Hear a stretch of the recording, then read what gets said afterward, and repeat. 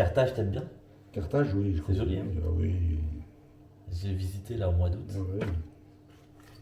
J'ai trouvé ça magnifique. Ah oui, oui. Les ruines de Carthage. C'est chargé d'histoire. Ah, oui, oui. Et à Sidi Bou Saïd, t'as passé beaucoup de temps là-bas? Aussi, Ouais. je connais, oui, oui. J'ai des photos de tout ça. Le Café des Délices, c'est un café qui est très vieux. Ah oui, elle est connue depuis très longtemps. Hein. Donc c'est pas seulement Patrick Bruel qui a. Non, non, non. qui a fait bien, connaître. bien avant déjà. Ah ouais, Oui, oui. ok. Lui, il a fait la chanson. J'y étais, c'est joli mais c'est très touristique. Il y a beaucoup de monde, malheureusement. Mais c'était un endroit, tu comprends, il y avait la cathédrale qui était d'un côté, qui était une des cathédrales très, très connues là, dans ce coin-là. Ah ouais? Oui, Carthage. Cathédrale de La Carthage. cathédrale de Carthage, oui. Ah oui. Ah, intéressant. Et puis il y avait aussi quelque chose, il y avait le port qui était en bas, qui était très, très, très, très. Je sais qu'il y a eu des choses qui se sont passées là-dedans. C'est-à-dire des mauvaises choses? Non, c'était un endroit très, très connu où à l'époque, quand beaucoup de déplacements de bateaux faits d'un pays à un autre, en Tunisie, c'était un endroit où les bateaux arrivaient à côté de la Goulette,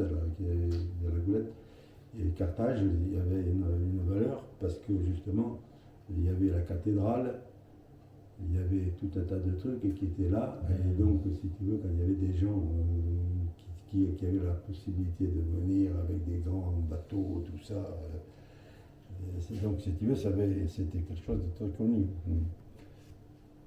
Ouais. Bon, ça, c'est. On va mettre ça là.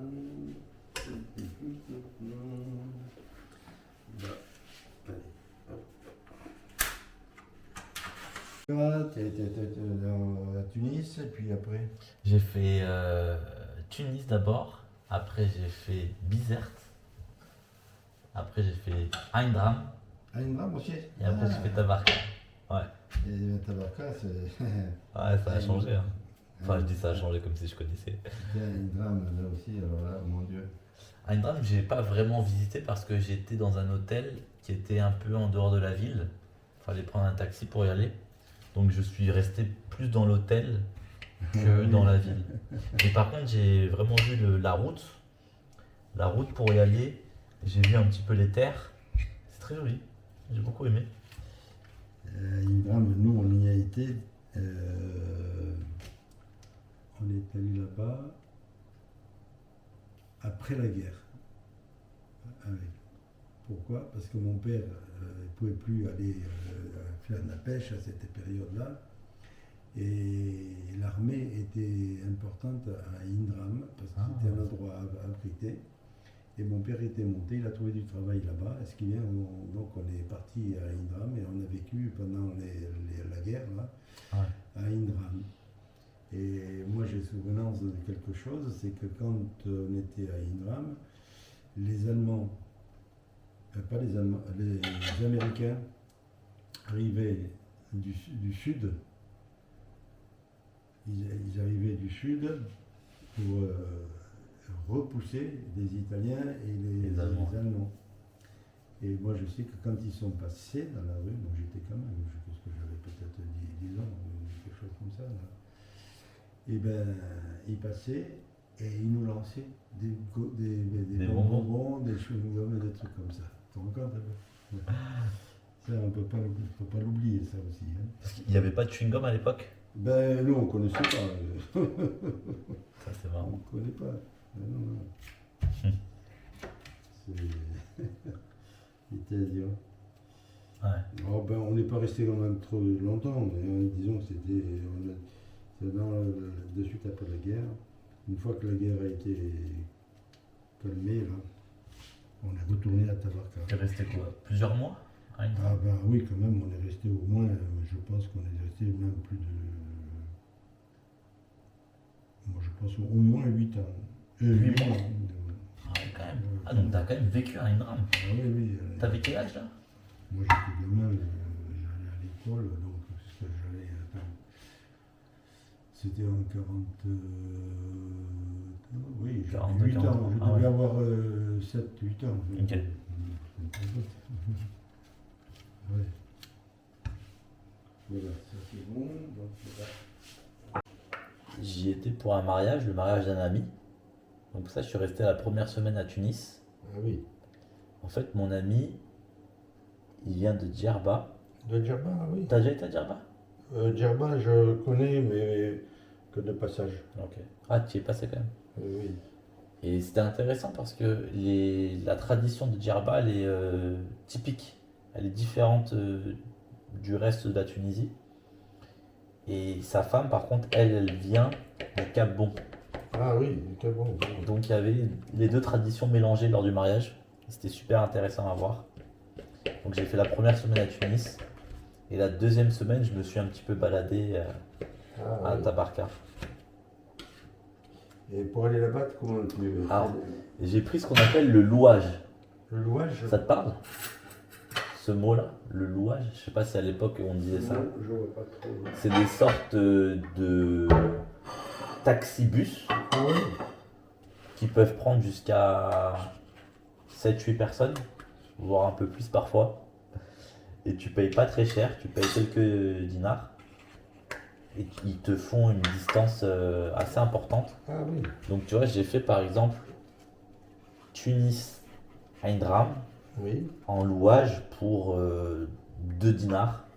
Donc tu vois, ça fait même pas 50 centimes d'euros. Et je suis resté 4 heures dedans, 3 heures, je sais plus. 4 heures, ouais. Ah oui. C'est assez long quand même. Mais ça, c'était une bonne expérience.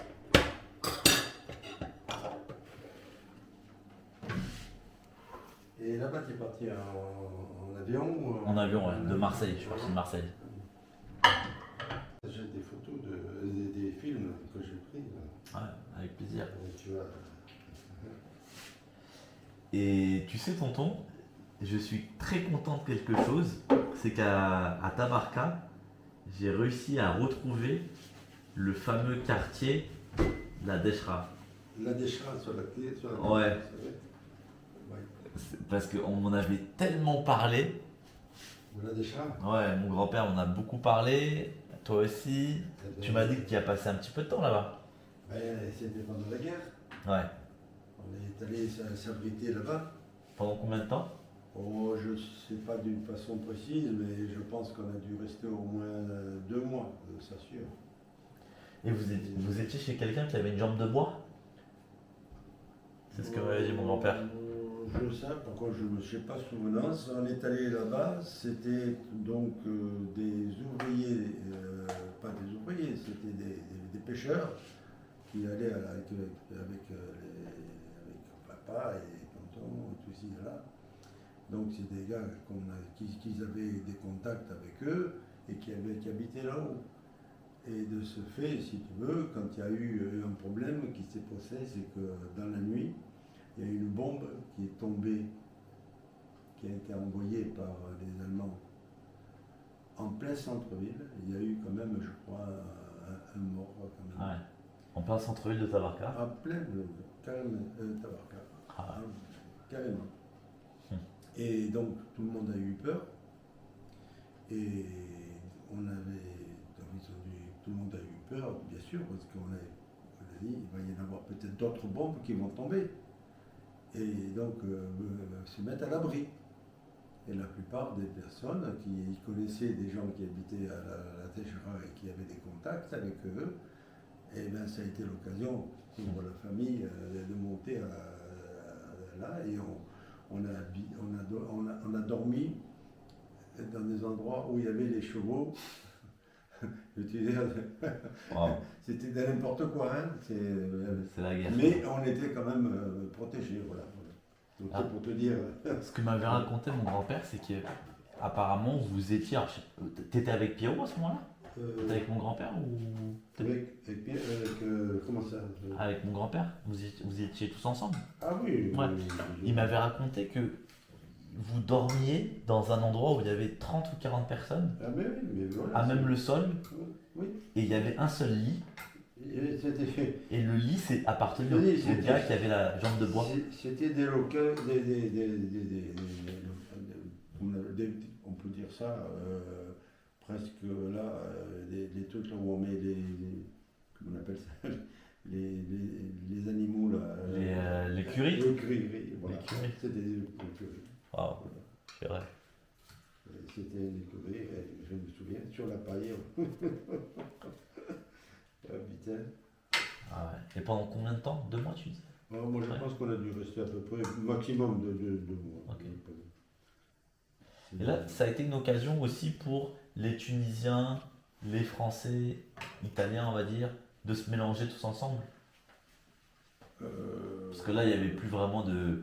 Là, c'est la guerre, quand on s'en fout de la Non, nationalité. mais tu sais, nous, les contacts avec les Arabes se faisaient très bien même avant. Oui, sans problème. Tout le monde s'entendait tout le monde. Et puis les Arabes, si tu veux, respectaient quand même les règles qu'il fallait. Au contraire, ils faisaient tout pour s'approcher de nous. Et nous, on faisait tout ce qu'il fallait pour qu'ils puissent vivre normalement. Hein. Non, non.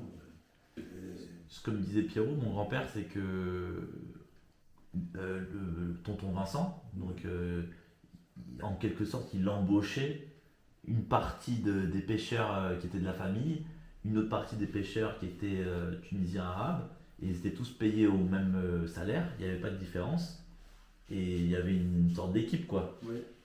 de ce qu'il me disait en tout cas. Mais les pêcheurs, de toute façon, les pêcheurs, tu sais, ils étaient pas payés, ils n'avaient pas un salaire fixe. Ouais, c'est invariable. Non, c'était en fonction de la pêche, qui avait été faite. Ils vendaient le poisson.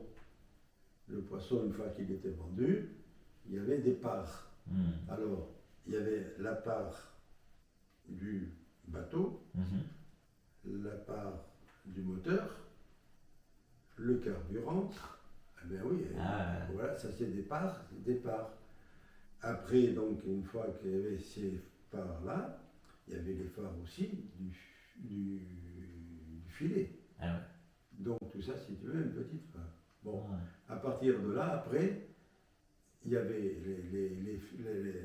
une part pour les pêcheurs, et puis il y avait bien sûr les propriétaires, donc aussi. Alors là, eux, ils en prenaient aussi.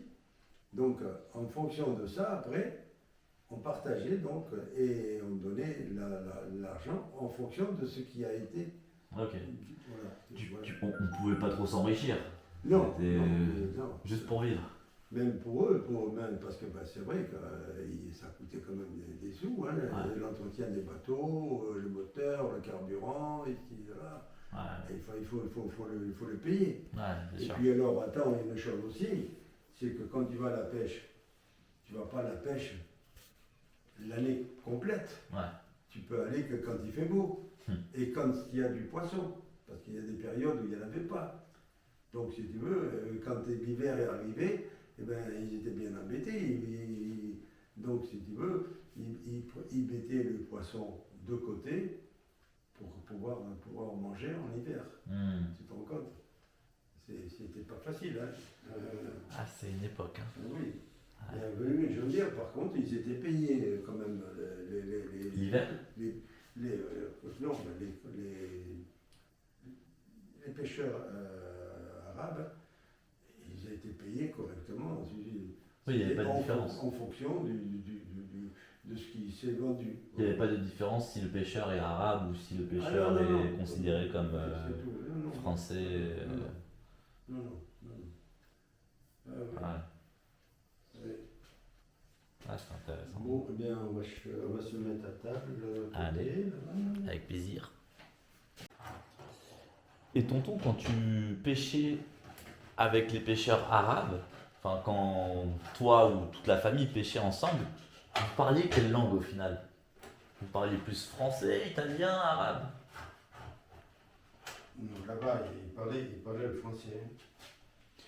Parce que ton cousin, mon grand-père, il me disait qu'il parlait arabe et que c'est à l'âge de pour ses, je crois, 75 ans, qui nous avait dit le jour de son anniversaire, il nous avait dit ça fait 50 ans que je n'ai pas dit un mot d'arabe.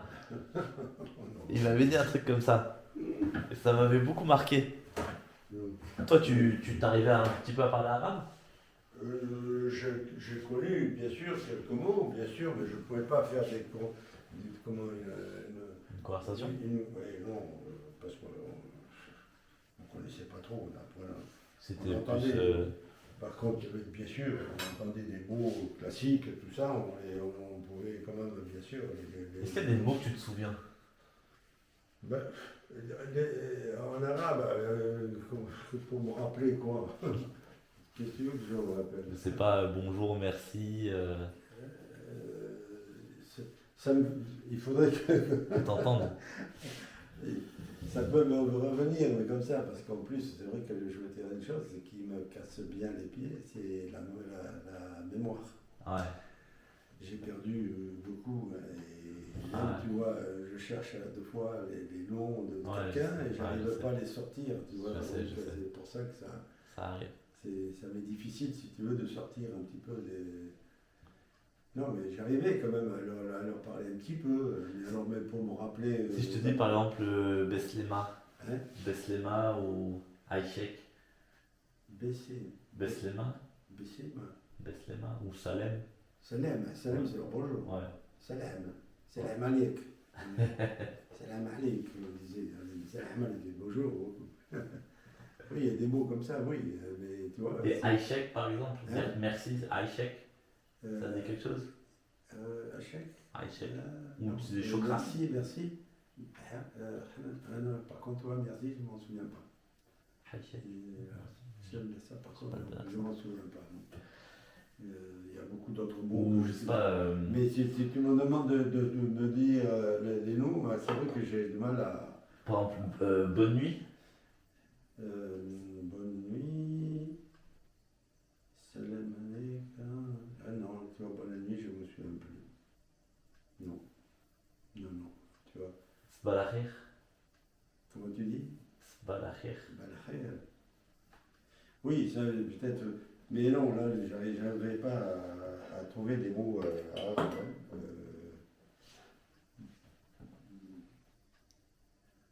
Non, non, ça me revient pas.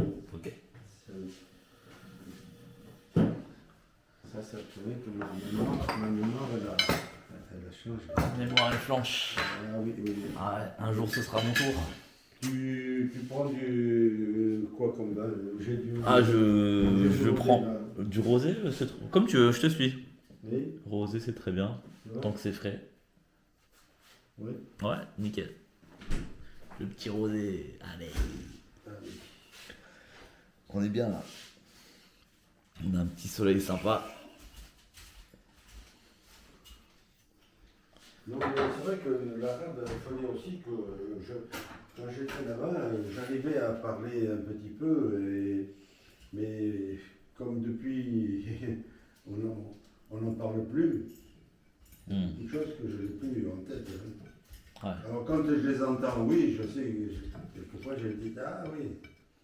Est-ce que par exemple, si tu es dans la rue, est-ce que tu arrives à reconnaître une personne qui parle l'arabe tunisien ou l'arabe algérien ou l'arabe marocain, le dialecte? Est-ce que tu arrives à te dire, tiens, cette personne-là, elle parle le dialecte tunisien quand tu es dans la rue? Ben, je peux dire que c'est, par exemple, quelqu'un arabe qui chante, qui parle. Maintenant, que ce soit marocain ou tunisien, c'est la même. C'est-à-dire qu'aujourd'hui, tu n'arrives pas à reconnaître, mais à l'époque, tu arrivais à différencier. Ah oui, oh, mais pas tout, hein. Je savais. Tu savais à peu près, oui, ouais. quand même. Ok. Quand tu travailles avec eux et tout ça, j'arrive à garder encore les mots, mais depuis, tu parles, tout est perdu. Hein. Bien sûr. Et tu me disais, tonton, que tu avais gardé un lien d'amitié avec un certain. Je ne me souviens plus de son prénom. Qui était à où? Qui était à Tabarka. Oui, Il est mort, tu m'as dit, il y a 2-3 ans. oui. Comment il s'appelait déjà? la mémoire. Eh ben oui, tu vois. Tu m'as dit que tu parlais chaque année avec lui au téléphone. Oui, mais pourtant je le connais bien. Hein. C'était un pêcheur de pépé. Hein. Avec un prénom A, je crois. Hein? Il y a un A dedans. Je me souviens plus. Ouais, Je dois le trouver puisque C'est un, je les appelais. c'est un nom qui est court. Oui. Mais je l'ai peut-être, je crois. Attends. Au téléphone. Je dois l'avoir. Enfin, je suis sûr que je l'ai gardé parce que je téléphonais avec lui. Je connais avec lui et je téléphonais avec sa fille, une de ses filles. Ah, Mais alors pour me rappeler. même moi, je m'en souviens plus. Je n'arrive pas à le trouver. Maintenant, je vais chercher quelque chose là.